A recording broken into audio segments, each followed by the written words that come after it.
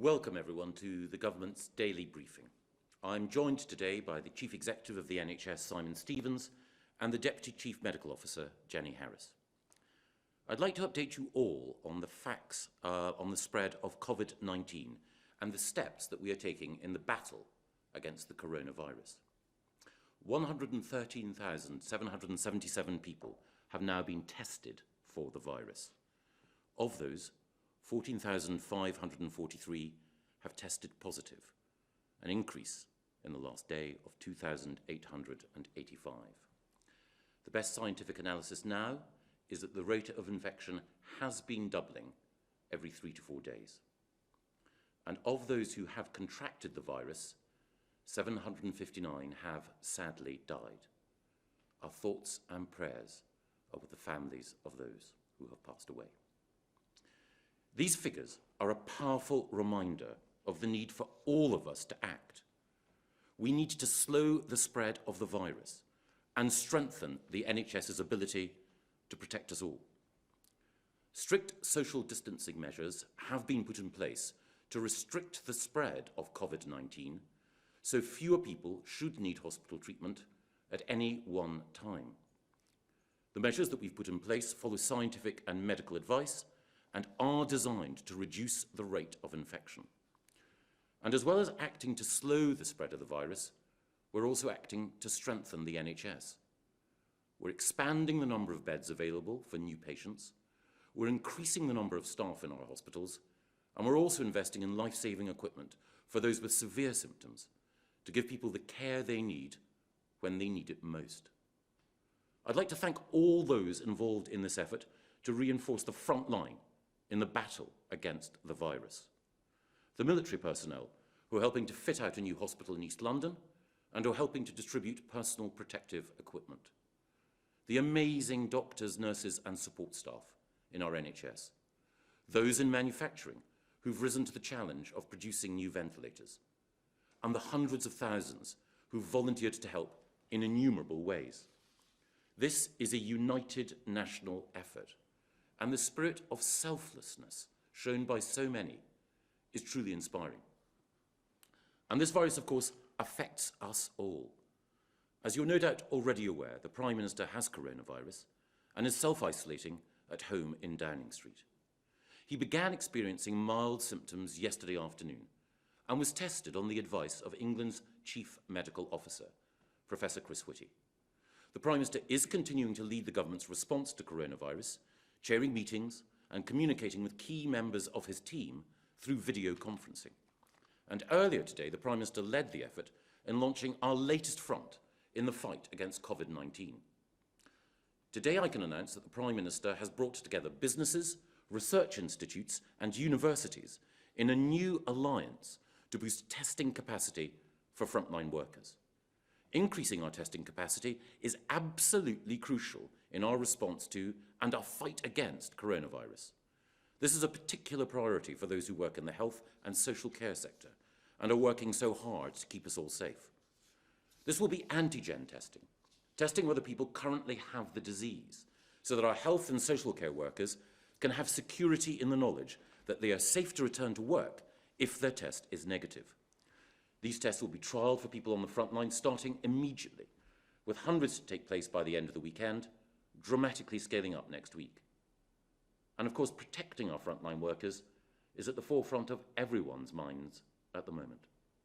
Last night, millions of people paid a fantastic tribute to the heroes and heroines of the NHS when they stepped outside their front doors and clapped our carers.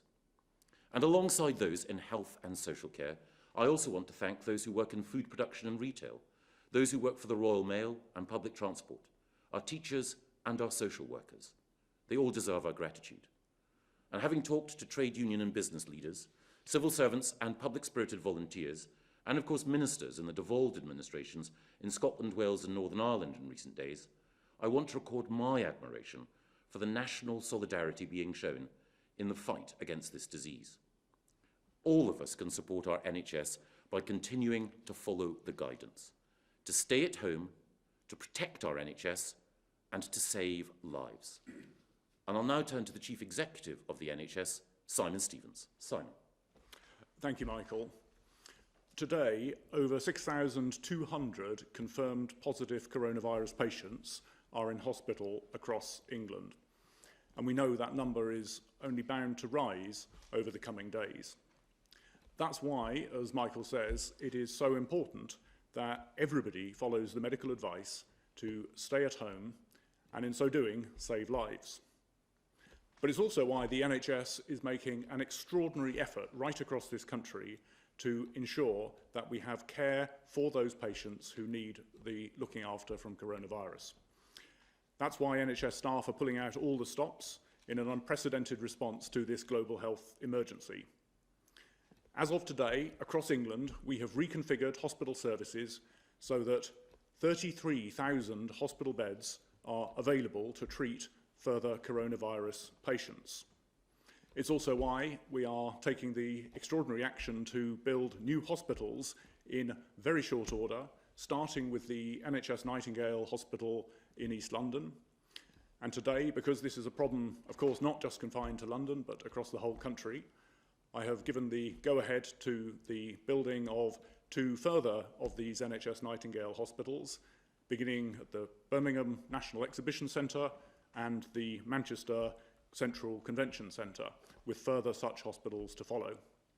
In doing that, I obviously want to pay tribute to the contribution not just of NHS staff, but the support that we're getting from volunteers, from the armed forces, from social care, from all of our partners. It is remarkable, I think, that in just the last 2 weeks, we've seen 18,000 doctors and nurses return to practice on the General Medical Council and the Nursing Medical Council registers, answering the call to arms. And it was therefore very gratifying for our staff across the NHS to see this remarkable outpouring in the clap for carers last night. For many nurses coming home from a day at hospital, or for other staff returning to start again for the night shift, it will have meant an enormous amount to know that the whole country is behind them. But the best way we can show that support, of course, is actually by doing what it will take to reduce the rate of infection, because even simple actions following this advice will save lives. Thank you very much, Simon. I'll now turn to the media to take questions. And I think our first question is from Vicky Young of the BBC. Vicky. Mr. Gove, the Prime Minister has coronavirus, the Health Secretary does as well, the Chief Medical Officer is in isolation. People will be looking at this and may be wondering whether you haven't been taking your own advice or you maybe acted too slowly when it came to stopping the spread of coronavirus. Another question, please, to Sir Simon Stevens. We've had cancer patients getting in touch with the BBC today, very worried about the cancellation or postponement of their treatment or operations, many of them worried that their own lives may be being put at risk. And a question for Dr. Harris, if I could, can you be more precise about the peak of this outbreak? Well, thank you, Vicky. I'll turn to Simon and to Jenny in a second. I think the fact that both the Prime Minister and the Health Secretary have contracted the virus is a reminder that the virus does not discriminate. We are all at risk, and that is why it is so important that we practice social distancing measures. Those are in place in government. Ministers are working remotely and from home using video conferencing in order to make sure that we can follow the strict advice that all of us should be following in order to help to protect the NHS. Simon. On the question of cancer care, we've been clear that we do want essential and urgent cancer treatments to continue, but that cancer specialists should have the opportunity with their patients to decide whether it is more risky for somebody to embark on treatment at this particular time, given that you are more vulnerable to infection if you begin a course of treatment, perhaps chemo, or become immunocompromised as a result. So those are clinical decisions that will need to be taken. We've also agreed a landmark deal with all of the independent hospitals across the country, which has given us the ability to look after patients away from the busy hospitals that are treating coronavirus. And in London, for example, The Royal Marsden is therefore coordinating cancer care right across the capital, so that even if patients aren't being looked after at their local hospital, they will be getting the care they need. But these are very difficult and sensitive judgments that need to be made with the full involvement of cancer clinicians as well as patients. Thank you, Simon. Jenny. Thank you. Yes, I'm going to be a little bit repetitive. The same question I think was asked yesterday from a different media colleague. It would be very foolish of me, I think, to predict precisely when we expect the peak to be, not least because we have put in social distancing interventions and we are looking to see how well they work. As I said yesterday, there's some early indication that the public are really now heeding that advice, and we thank them for that. It's really important that they continue to do that. We do not expect to see a significant change in our numbers for 2 or 3 weeks, and so we really need people to stick with us and stick to those social distancing interventions for that period. We are, of course, monitoring that data daily, and we will obviously, when we've got a firm prediction, then we'll be happy to share that with you. Thank you. Thank you, Vicky. I'll now turn to Carl Dinnan of ITV. Thank you, Mr. Gove. Obviously, it's good news that we've heard that the Prime Minister is only experiencing mild symptoms, but I'd like to know, what is the plan should the Prime Minister not be able to continue with his work? And also, given that there does seem to be a limit to the number of tests that can be done, what is the system for testing people like yourselves at the top of government who are dealing with this crisis? Well, Carl, the Prime Minister has only mild symptoms. He took part in, he chaired a video conference earlier today, and he was able to marshal the resources of the NHS and different government departments, and indeed of the private sector, in order to bring forward the testing initiative that we've announced today. But I'll hand over to Jenny to say a little bit more about the testing protocols that guide the way in which people are tested, and a little bit then I'll turn to Simon, forgive me, to say a little bit more about our ambitions to support frontline NHS staff with the extension of testing. So Jenny, first of all. Thank you. So as I stated previously, the primary objective of all of our testing is to ensure that we manage clinical cases safely. So those patients who are admitted to intensive care with acute respiratory disease syndrome or with pneumonia are the ones we're focusing on, and again for other admissions into hospitals with those conditions. We test routinely in some other very specific areas, so care homes, for example, where we know that there are critical patients at risk, at higher risk, and where there is a higher risk of disease spread. The basis of all of this is, firstly, that you must have clinical symptoms. The default position without that is you would not be tested. And then the only other criteria would be the centrality of your role to the COVID-19 response. In this particular case, I'm sure your viewers will understand that the Prime Minister plays a very critical role in that, and that's the basis for our testing. Thanks, Jenny. Simon. Well, from an NHS perspective, we think it is urgently important that we are able to test frontline staff who are off sick or otherwise isolating. And that's why the work that Public Health England has been leading is so important, because it means that we're going to be able to double by this time next week the number of tests compared to the number that we've been doing this week.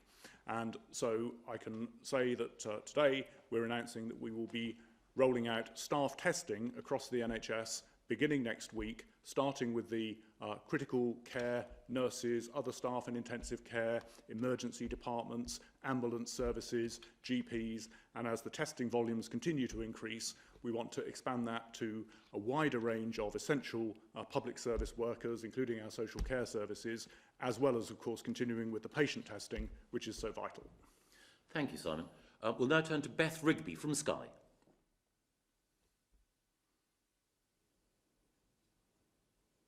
Hi, can you hear me? Sorry. Yes, we can, Beth. Mr. Gove. Just a couple of questions, please. Yes, of course. Mr. Gove, you say the Prime Minister and the Health Secretary getting the virus shows it doesn't discriminate. Unfortunately, they only have mild symptoms. But you can't guarantee that they won't become more poorly at the very moment that the country and the NHS most need them to lead.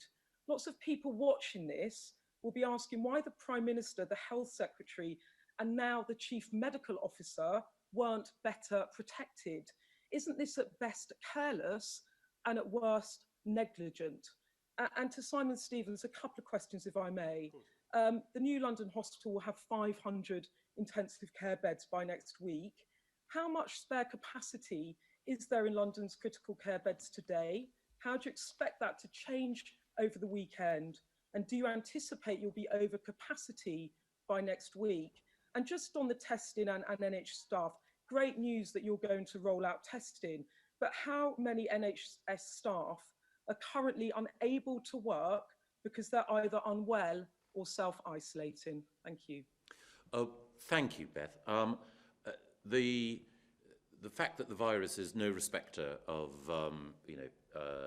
individuals, whoever they are, is one of the reasons why we do need to have strict social distancing measures so that we can reduce the rate of infection and reduce the pressure on the NHS.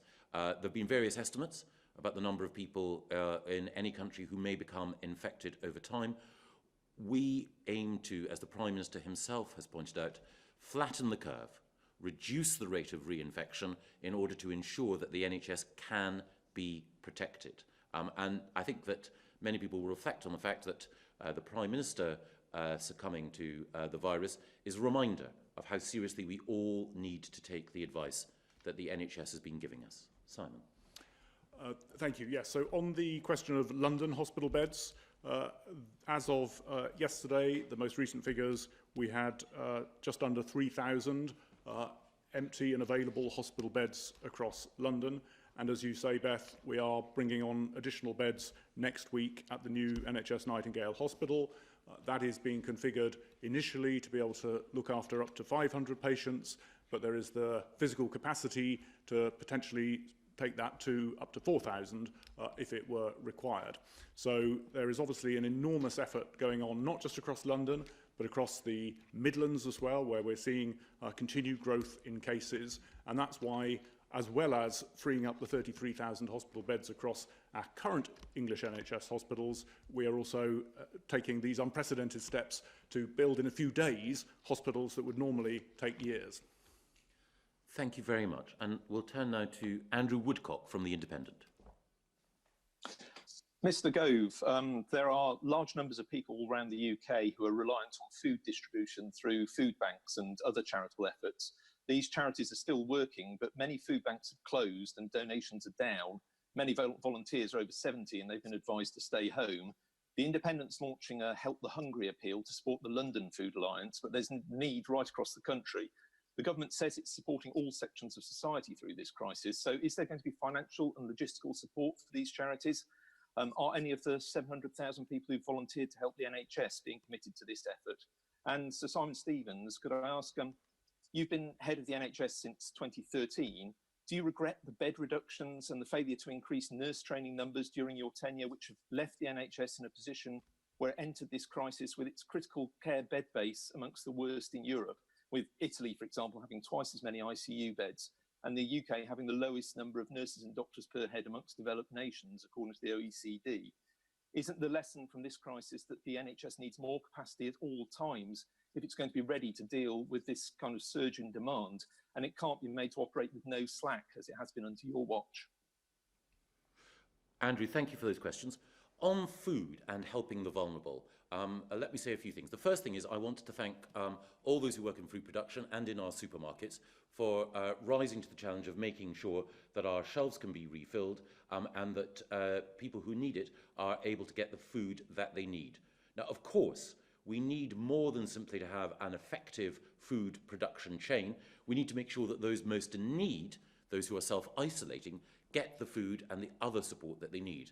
That's why the NHS has identified up to 1.5 million people who are shielded, who've been advised to self-isolate for 12 weeks, and it's why government departments working together are ensuring that there will be food distributed direct to those individuals, with community pharmacies also providing the prescription medicines that they need. Now, there are people beyond that 1.5 million who are not self-isolating for 12 weeks, but who are vulnerable, people who in the past have used food banks, people whom we need to support now.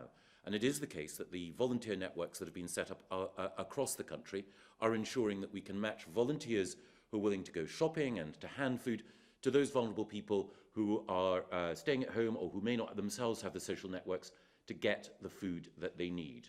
And of course, the tremendous response to the Good Sam initiative that Matt Hancock announced earlier this week, with hundreds of thousands of people stepping up, is an amazing example of voluntarism in action and national solidarity. And we will be doing everything we can to support them. And my colleague Oliver Dowden at the Department of Culture, Media and Sport is looking at a specific fund in order to support charities in the work that they do. And we'll be saying more about this in the days to come. I also want to thank those people in the hospitality and catering sector who have stepped up and who are doing everything they can to support the vulnerable. John Vincent of Lyon is making sure that his stores remain open as takeaways in order to support the NHS. It's that sort of collaboration between citizens, the voluntary sector, backing from government, and enlightened business people that I think will help us to beat this virus. And I'm grateful to you for the opportunity to thank all those who are making that contribution. I'll now hand over to Simon. Thank you. So the NHS does need more staff and it does need more hospital beds, and we've been saying that for some time, and that is what's going to be happening over the next 5 and the next 10 years. But the reality is that what I've described is that over the last several weeks, we have freed up the equivalent of 50 hospitals across England ready and waiting for coronavirus patients. Under normal circumstances, you would not keep 50 hospitals fully staffed with nurses and doctors not actually looking after patients, which is why no health service in the world, anywhere in Europe, anywhere internationally, would be able to withstand a coronavirus epidemic unless the sort of measures that the public are also involved with are also put into place. And that's why it's so important that the public support the work of our very pressurised frontline nurses, doctors, therapists and other staff across the NHS by staying at home and in so doing saving lives. Thank you. And we'll turn now to Tim Ross from Bloomberg. Thank you. Michael Gove, we were told before the decision was taken on Monday to impose much stricter rules on people's movements that decision would be based rigorously on the data around footfall and public activity and transport. Yet, despite asking every day this week, the government has not so far provided any of that data to justify the most sweeping restrictions on the population the country has ever seen. Will you promise now to publish that data? And could you explain why it hasn't been published so far? To Sir Simon Stevens, can you guarantee that the NHS is ready for what's about to come? And if not, what is the one thing you still need from the government to prepare yourselves? Thank you, Tim. On the data, at every stage, we have followed the scientific and medical advice that we've been given, and we believe that we've taken the right steps at the right times. And the evidence shows that since the measures that we took on Monday, the British public have responded in a fantastic way. And we've seen a dramatic decline in the use of public transport, allowing public transport to be increasing the reserve of key workers. We've seen a decline in footfall, and people are, the overwhelming majority of the British people are following the strong advice that has been given in order to protect our NHS. And of course, we will share that data with you. One of the features of today's briefing was the set of numbers that I and Simon shared with you. And of course, we will share figures, share data in a spirit of transparency so that people can see that we are doing everything that we can. But I'll hand over to Simon, first of all, to answer your question on the additional help and support that we can give the NHS. I honestly believe that everybody across the NHS is doing everything that can possibly be done to ensure that we're able to best look after patients who need our care during this coronavirus pandemic. One of the points that I think has been particularly remarkable actually over the last several weeks is the way not only the NHS but all public services have come together. That's true for local councils, that's true for care homes, it's true for the voluntary sector. And across government, we have had the support of the Ministry of Defence, we've had the support of other parts of government helping us prepare in different communities, because as Michael said a moment ago, we earlier this week wrote to up to 1.5 million people asking them to take special care given their background health conditions. And for them to be able to stay at home in that very self-contained way requires people who can help with shopping, who can help collect medicines from the pharmacy. That's an enormous team effort that the NHS by itself can't do, and we are getting that support. I might just ask Jenny just to say a little bit about data, social distancing measures and the appropriateness of the steps that we take. Jenny. Thank you. So I think, as we've said, we've been trying to be transparent with this, but very confident that at all stages the government has acted on the science. It is an unprecedented event, as I think we're all recognising, and there is some degree of uncertainty with this. So with some of the data, as you acquire the data and the steps go into place, actually your data changes. So the earlier conversation around when will the peak be, well, it depends how successful we are. So there is a bit of a moving agenda on some of the data, but absolutely clear that we have acted, we have looked at the modelling, we have taken those interventions in order, which we know will produce the biggest impact, and we have steadily implemented those. And the last ones, of course, in relation to strict social distancing, and particularly the shielding of very, very clinically vulnerable people, is an important step to time appropriately, not because, just least because of the risks of them with coronavirus, but because they have multi-morbidities, they have other problems, and they need a lot of social support. So in this country, we have timed them really carefully to ensure that those social support systems are around to maintain them through the period of isolation. Thank you, Jenny. And I'll turn now to Hugo Guy from the I newspaper. Hugo. Mr. Gove, it sounds like you and your cabinet colleagues are not going to be automatically tested for coronavirus, despite the fact that the Prime Minister and the Health Secretary have tested positive. Can you confirm that that's the case, that there's no plans to test all of you? And if so, explain exactly why. And can I ask, I think this is probably a question for Dr. Harries. We've heard a lot about the prospect of getting kits that can test for whether or not someone has ever had coronavirus. We're told that 3.5 million of those are on order. Can you clarify, have those kits already been manufactured? And if so, by whom have they been manufactured? What company is producing those? Thanks. Well, thank you, Hugo. People are tested if they are symptomatic, and those members of the sort of central effort in helping to defeat the virus who do show symptoms are appropriately tested. But I think you can tell from the fact that the three of us are here demonstrates that there are three of us who have not yet demonstrated any symptoms. But it is important, in order, as we mentioned earlier, to try to ensure that we slow the spread of the virus, that everyone, wherever possible, practices the appropriate social distancing disciplines that we've announced earlier. I'll hand over to Jenny and also to Simon just for a final word as well. Jenny. So actually I might just add to the points you've just made. So as I said earlier, we have very clear testing criteria. So we would not, in the early phase of the outbreak, we would have strong containment and contact tracing mechanisms. That is not appropriate at this point in the epidemic in the UK, but we will test appropriately for clinical management. The appropriate thing to do if you have symptoms is to self-isolate and remove yourself from the environment so you can't potentially transmit disease to anybody else. And that applies just as much to the cabinet members as it does to myself or any other part of the population. The only other criteria would be about the centrality of your role to COVID-19, and it's exactly why Simon has highlighted the importance of testing our workforce and other first responders as well, who are keeping the response going. In relation to the 3.5 million testing, the have you had it as opposed to the have you got it test, they are coming from a variety of different manufacturers, and I think, as Professor Whitty has said before, it is really critical that each of those ones is tested. We test the sensitivity and the specificity of the test, so how frequently we can pick up the disease, and then how sure we are that it's a true positive test. And each of the different types of those testing kits will be evaluated. Thank you, Jenny. I'm going to leave the last word with Simon. Simon.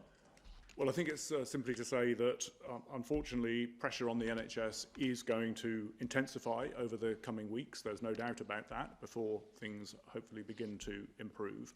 And so this is going to be a time when a lot of our frontline staff are going to be in highly stressful and pressurised circumstances. But I think what they would want me to say to the rest of the country is know this, that everybody is pulling out all of the stops to do the right thing. And if you can help too, by following the measures that have been set out, staying at home, you will save lives. Thank you all very much. Thank you.